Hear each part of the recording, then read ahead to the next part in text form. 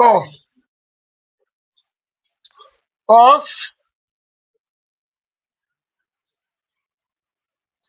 D 1/2।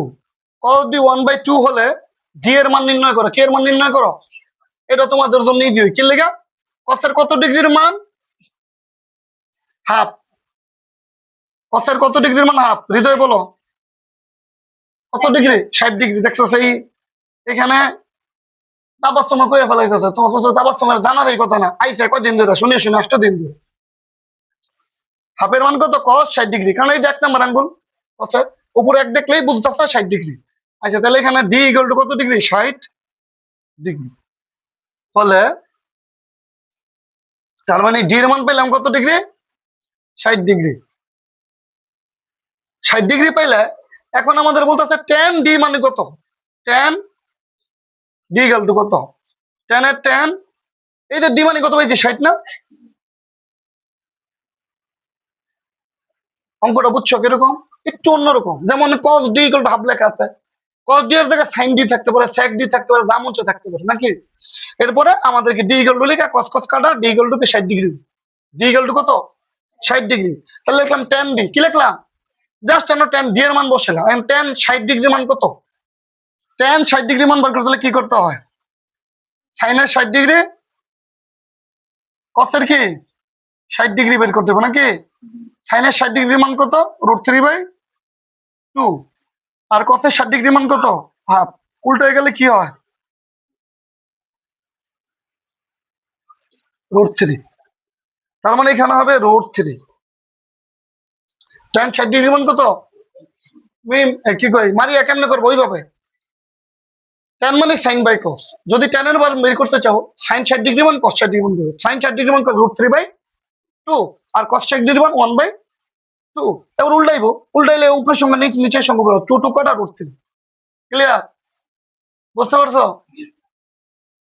এখানে খ নম্বর অঙ্কটা দিয়ে খেয়াল করো। খ নম্বর কি আছে দেখো।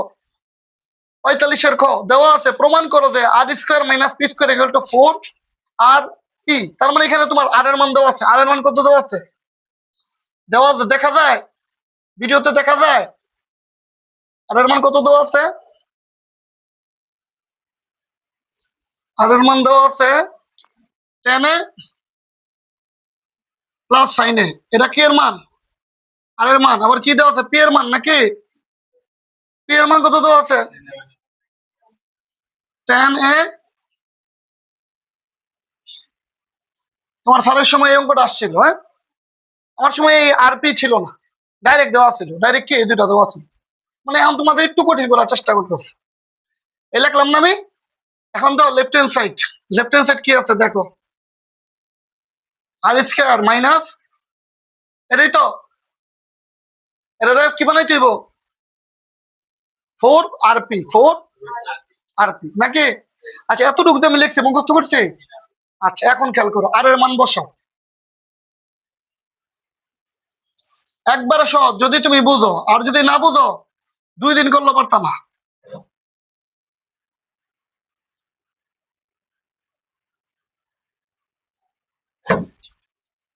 এই আর এর মানে এটা, আর স্কোয়ার পি এর মানে এইটা, উপরে স্কোয়ারের কি, বুঝছো? তার মানে এই যে আমি লাইনগুলো লিখছি সবগুলো দেখে দেখে লিখছি, এখন পর্যন্ত কিছু করিনি। এখন আমার কাজ হবে কি কাজ?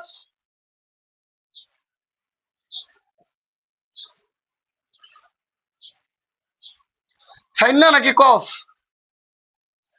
এখানে সাইন নাকি? আচ্ছা, দেখো কি লিখছে, 4 tan সাইন। এটা কোথা থেকে আসছে? সূত্র। এটা কি তোমরা কি ভুলে গেছো আমার এই সূত্রটা? a plus B whole square minus a minus B whole square হলো 4ab সূত্র। কার সূত্র মনে আছে কিনা? একটা অঙ্ক করছিলাম যে আমরা 3.2 এ, এটা 4ab, ওইখানে একবার প্লাস হয় একবার কি হয় মাইনাস হয়। এইটা তাহলে এখানে দাও a plus B whole square minus a minus B whole square. একই রকম হয়েছে কিনা? হয়েছে আকাশ? আচ্ছা, তাহলে হইলে দেখো খেয়াল করো, এটার জন্য আমরা লিখতে পারি না 4 tan সাইন। তার মানে এটা হলো সূত্র। এটা কি? এখন প্রশ্ন হলো উপরে একটা রুট আছে, কি আছে? আমরা এর উপরে রুট দিলাম। রুট দিয়া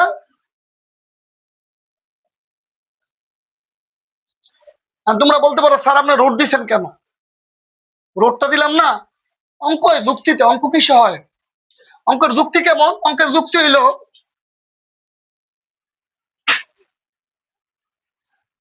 এই 4 তুমি 4 দিয়ে ভাগ দিলা নাকি? এখানে যদি স্কয়ার দাও, এখানে কি দিতে দিব? স্কয়ার। এখানে যদি কিউব দাও, এখানে কি দিতে দিব? কিউব। আমরা এই খেয়াল করে একটা জিনিস করি, এই যে 10 এর উপরে স্কয়ার দিই, sin এর উপরে স্কয়ার। 10 এর উপরে স্কয়ার, sin এর উপরে কি একটা স্কয়ার দিলে দেখো এই যে স্কয়ার স্কয়ার রোড কাটা যায় না? তাহলে আমরা লিখতে পারি। তাহলে আমরা কি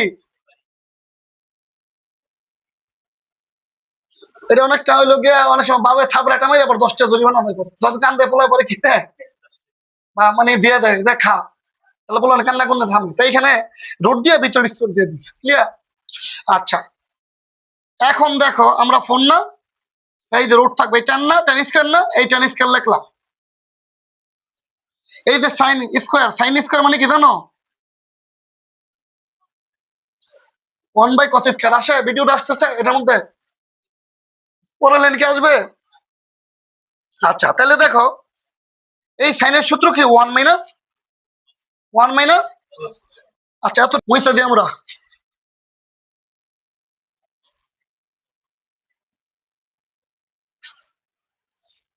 এখন তো খেয়াল করো, এই যে এখানে কি আছে 10 স্কয়ার, এই সাইন স্কয়ার বলতে লিখলাম কি 1 মাইনাস cos স্কয়ার। কি লিখলাম? আচ্ছা, 1 মাইনাস cos স্কয়ার বলতে লিখলাম। এখন দেখো এখানে 4 লিখলাম, আবার দিলাম এই 10 দিয়ে 1 দিয়ে গুণ করবো। 10 দিয়ে কারে গুণ করবো? 10। আবার 10 দিয়ে যদি মাইনাস রে গুণ করি, মাইনাস cos রে গুণ করি, তাহলে 10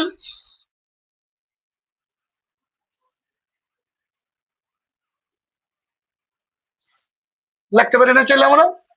কি গুণ করলাম? 10 দিয়ে গুণ করলাম। কি গুণ করলাম?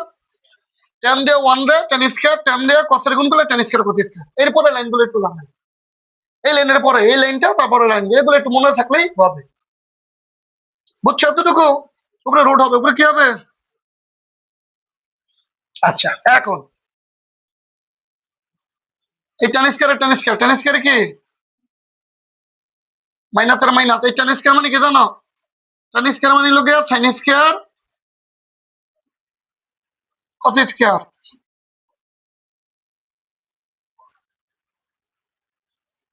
tan স্কয়ার মানে কি sin স্কয়ার। বুঝো? এই লাইনের পরে লাইনে ঝামেলা। গুণ করলাম, tan দিয়ে গুণ করলাম, দুটোর গুণ করছি। গুণ করে পরে tan এর মানে কি sin square cos square, cos এর মানে কি cos স্কয়ার, মানে cos cos কি কাটা। তাহলে ভিতরে থাকে কি tan স্কয়ারে। সবাই খেয়াল করো, উঠানো তখন পরে পাইছি। এখন দেখো কত সহজে আমাদের অঙ্কটা হয়ে যাবে। এটা স্কয়ার মাইনাস বি স্কয়ার সূত্র ভিতরে কি স্কয়ার মাইনাস বি স্কয়ার মানে কি একবার এটার সাথে একবার যোগ হবে, একবার কি হবে বিয়োগ হবে। যেমন এই যে দাও 10 প্লাস সাইন, আবার 10 মাইনাস সাইন হয়েছে। এটার সাথে একবার যোগ হয়েছে, একবার কি হয়েছে। এখন তুমি মান বসাও, 4 এর 4, এই 10 প্লাস সাইন এর মান কত? উপরে দেওয়া আছে, সবার উপরে দেখো, উদ্দীপক যাও। 10 প্লাস সাইন সমান সমান হলো 8, আর 10 মাইনাস সাইন সমান সমান কি হয়ে গেছে। তাহলে আমরা লিখতে পারি রাইট হ্যান্ড সাইড কি লিখতে পারি? তাহলে লিখতে পারি left hand side right hand side equal to should. Left hand side right hand side should না প্রুফড? এটা প্রমাণিত।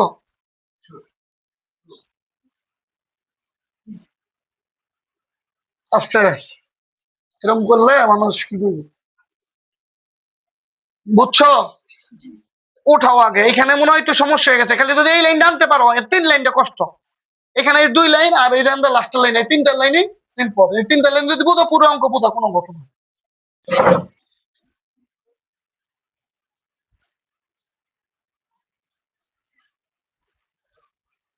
উদ্দীপকের দিকে তাকা। উদ্দীপক থেকে অঙ্কটা করতে হবে। উদ্দীপক থেকে কি করতে হবে? অঙ্কটা করতে হবে। উদ্দীপকে কি আছে দেখো। উদ্দীপকে দেওয়া আছে কি, দেওয়া আছে এটা কলম দাও দি। এই দেখেন উপরে উপরে আছে। একটা দাও, একটা দাও। কেমনে রাও, কেমনে রাখছি, এমনি রাও। বুঝছো কি লেগে আমরা রাখছি? দেখো দেখো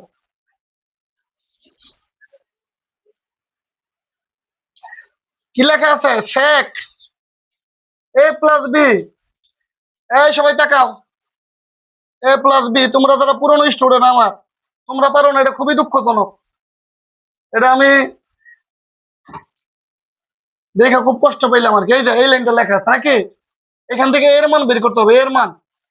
পরের লাইন sec, এটা পারলে কো আকাশ, সেকের কত ডিগ্রি সমান 2 হয়?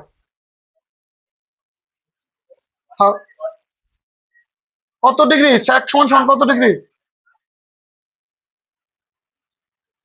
সেকের কত ডিগ্রি? কেন মিম, কেন কি বলে মারিয়া, কেন? এই সেকের মান বের করতে গেলে আমাদের আগে কসের মান বের করতে হবে। কি এর মান? কসের 60 ডিগ্রির মান কত জানো? 1/2।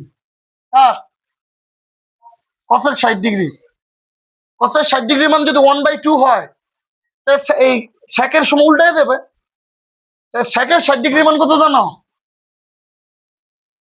শুধু 2। শুধু কি কসের 60 ডিগ্রির মান যদি 1/2 হয়, কসের 1 নম্বর আঙ্গুল 1/2 কত? 1 বাই, তাহলে কসের বিপরীত হলো সেক, হইলে সেকের 60 ডিগ্রি মান কত হবে? 2টা উপরে চলে যাবে, নিচে তো 1 চলে যাবে। তার মানে এই 2টাকে আমি বুঝছি যে এটা সেক 60 ডিগ্রি। কত ডিগ্রি?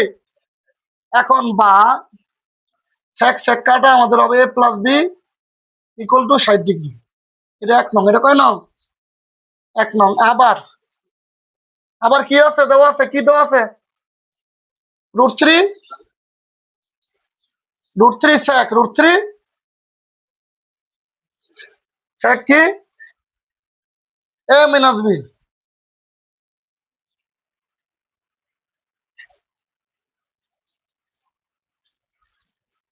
2, বুঝছো কিভাবে লিখছি?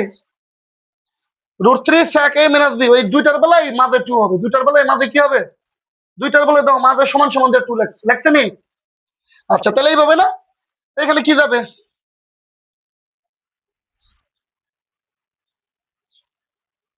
এই এটা কোথায় চলে যাবে? এই √3টা কোথায় চলে যাবে? সেকের কত ডিগ্রির মান? 2/√3। কে বলতে পারবা? আবার দেখে দেখে বলো না, দেখে বলো।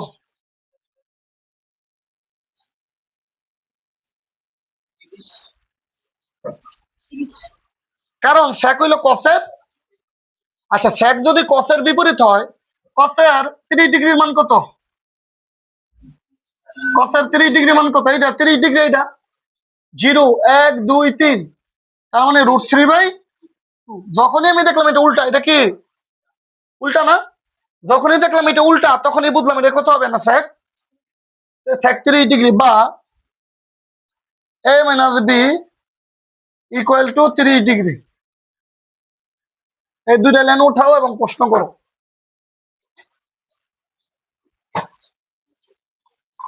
আমি কি কলম আনলাম, কাজ হয় না, বুদ্ধিটা দিছ। আচ্ছা 1 নং ও 2 নং যোগ করিতে, 1 নং কি আছে? a plus B equal to কত দেওয়া আছে? a minus B equal to কত দেওয়া আছে? যদি যোগ করি, যোগ করলে কি হবে? এমন যোগ হবে, এই যে বি বি কাটা নাকি, a কি 37 কত 90, 90 যদি আমরা 2 দিয়ে ভাগ দেই, 90 যদি 2 দিয়ে ভাগ দেই 45 কত? খেয়াল করো, 1 আর 2 যোগ করছে, 1 আর 2 কি করছে?